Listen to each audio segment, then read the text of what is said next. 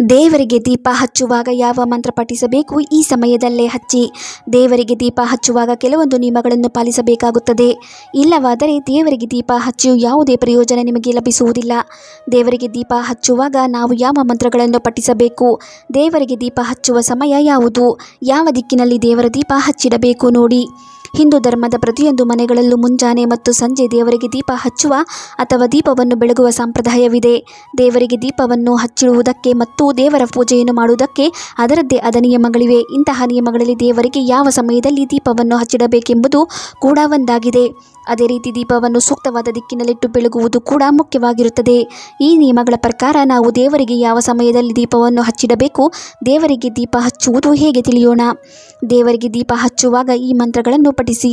ನೀವು ಯಾವುದೇ ಶುಭ ಅಥವಾ ಮಂಗಳಕರ ಕಾರ್ಯಗಳನ್ನು ಆರಂಭಿಸುವ ಮೊದಲು ದೀಪವನ್ನು ಬೆಳಗಿಸುವಾಗ ಈ ಮಂತ್ರಗಳನ್ನು ಪಠಿಸುವುದರಿಂದ ಅದರಲ್ಲಿನ ತ್ವರಿತ ಯಶಸ್ಸು ಪ್ರಾಪ್ತವಾಗುತ್ತದೆ. ಮಂತ್ರಗಳು ಹೀಗಿವೆ: ದೀಪಜ್ಯೋತಿ ಪರಬ್ರಹ್ಮ, ದೀಪಜ್ಯೋತಿ ಜನಾರ್ದನಃ, ದೀಪೋ ಹರ್ತಿ ಮೇ ಪಾಪಂ, ಸಂಧ್ಯಾ ದೀಪಂ ನಮೋಸ್ತುತೆ, ಶುಭ ಕರೋತು ಕಲ್ಯಾಣಾರೋಗ್ಯಂ ಸುಖ ಸಂಪದಂ, ಶತ್ರುವೃದ್ಧಿ ವಿನಾಶಂ, ದೀಪಜ್ಯೋತಿ ನಮೋಸ್ತುತೆ.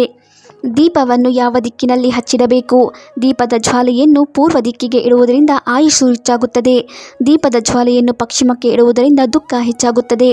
ದೀಪದ ಜ್ವಾಲೆಯನ್ನು ಉತ್ತರ ದಿಕ್ಕಿಗೆ ಇಡುವುದು ಆರ್ಥಿಕ ಲಾಭವನ್ನು ಪಡೆಯಬಹುದು. ದೀಪದ ಜ್ವಾಲೆಯನ್ನು ದಕ್ಷಿಣಕ್ಕೆ ಇಡುವುದರಿಂದ ಸಮಸ್ಯೆಗಳು ಉದ್ಭವವಾಗುವುದು. ದೀಪದ ಜ್ವಾಲೆಯನ್ನು ದಕ್ಷಿಣಕ್ಕೆ ಇಡುವುದರಿಂದ ಹಣದ ಸಮಸ್ಯೆಗಳು ಉಂಟಾಗುತ್ತದೆ.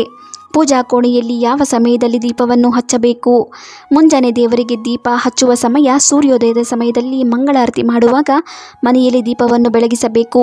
ಸೂರ್ಯೋದಯದ ಸಮಯದಲ್ಲಿ ಇದನ್ನು ಮಾಡಲು ಸಾಧ್ಯವಾಗದಿದ್ದರೆ ನೀವು ಅದನ್ನು ಸಂಜೆ 6:30ಕ್ಕೆ ಪೂಜೆ ಆರತಿಯ ಸಮಯದಲ್ಲಿ ಮಾಡಬಹುದು. ಪೂಜೆಯ ಸಮಯದಲ್ಲಿಯೂ ದೀಪವನ್ನು ಬೆಳಗಲು ಸಾಧ್ಯವಾಗದಿದ್ದರೆ ಬೆಳಗ್ಗೆ 7:30ಕ್ಕೆ ಆರತಿಯ ಸಮಯದಲ್ಲಿ ದೀಪವನ್ನು ಬೆಳಗಬಹುದು. ಇದರ ನಂತರ ನೈವೇದ್ಯ ಆರತಿ ಸುಮಾರು 10:30ಕ್ಕೆ ನಡೆಯುತ್ತದೆ. ನಂತರವೂ ದೀಪಗಳನ್ನು ಬೆಳಗಿಸಬಹುದು. ಮಂಗಳ ಆರತಿಯ ಸಮಯದಲ್ಲಿ ದೀಪವನ್ನು ಬೆಳಗಿಸಿದರೆ ಅದು ಶ್ರೇಷ್ಠವಾಗುತ್ತದೆ. ಬೆಳಕಿನ ಜಾವ 5ರಿಂದ 10 ಗಂಟೆಯೊಳಗೆ ದೀಪ ಹಚ್ಚುವುದು ಶುಭ. ಮುಸ್ಸಂಜೆ ದೇವರಿಗೆ ದೀಪ ಹಚ್ಚುವ ಸಮಯ ಪ್ರದೋಷ ಕಾಲದಲ್ಲಿ ಸೂರ್ಯಾಸ್ತದ ನಂತರ ದೀಪವನ್ನು ಹಚ್ಚಬೇಕು. ಧರ್ಮಗ್ರಂಥಗಳ ಪ್ರಕಾರ ಪ್ರದೋಷ ಕಾಲವು ಸೂರ್ಯಾಸ್ತದಿಂದ 48 ನಿಮಿಷಗಳ ಕಾಲ ಇರುತ್ತದೆ.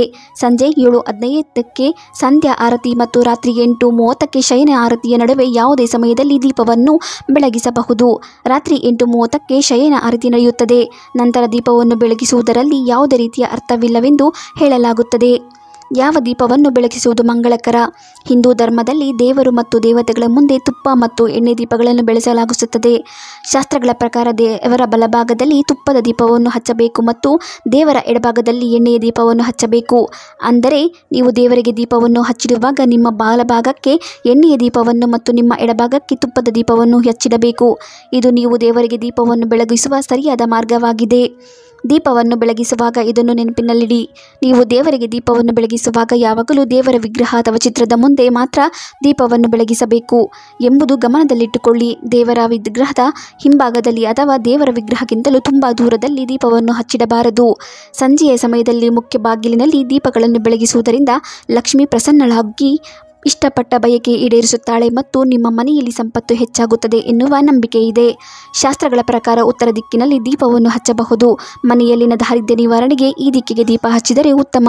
ಅದರಲ್ಲೂ ಸಂಜೆಯ ಸಮಯದಲ್ಲಿ ಈ ದಿಕ್ಕಿನಲ್ಲಿ ತುಪ್ಪದ ದೀಪ ಹಚ್ಚಿದರೆ ಲಾಭ ಜಾಸ್ತಿ ಎನ್ನಲಾಗುತ್ತದೆ. ದೇವರಿಗೆ ನಾವು ದೀಪವನ್ನು ಬೆಳಗಿಸುವಾಗ ಈ ಮೇಲಿನ ಎಲ್ಲ ನಿಯಮಗಳನ್ನು ಗಮನದಲ್ಲಿಟ್ಟುಕೊಂಡು ದೀಪವನ್ನು ಬೆಳಗಿಸಬೇಕು. ದೇವರಿಗೆ ದೀಪಗಳನ್ನು ಯಾವ ಸಮಯದಲ್ಲಿ ಬೆಳಗಬೇಕು, ದೇವರಿಗೆ ದೀಪ ಬೆಳಗುವಾಗ ಯಾವ ಮಂತ್ರಗಳನ್ನು ಪಠಿಸಬೇಕೆಂಬುದನ್ನು ನೀವು ಈ ವಿಡಿಯೋದ ಮೂಲಕ ಈಗಾಗಲೇ ತಿಳಿದುಕೊಂಡಿರುತ್ತೀರಿ. ಇದನ್ನು ನೀವು ಪ್ರತಿನಿತ್ಯ ಪಾಲಿಸಿ. ವಿಡಿಯೋ ಇಷ್ಟ ಆದರೆ ಲೈಕ್ ಮಾಡಿ, ಶೇರ್ ಮಾಡಿ, ನಮ್ಮ ಚಾನಲ್ ಸಬ್ಸ್ಕ್ರೈಬ್ ಮಾಡಿ. ಮುಂದಿನ ವಿಡಿಯೋದೊಂದಿಗೆ ಭೇಟಿಯಾಗೋಣ. ಧನ್ಯವಾದಗಳು.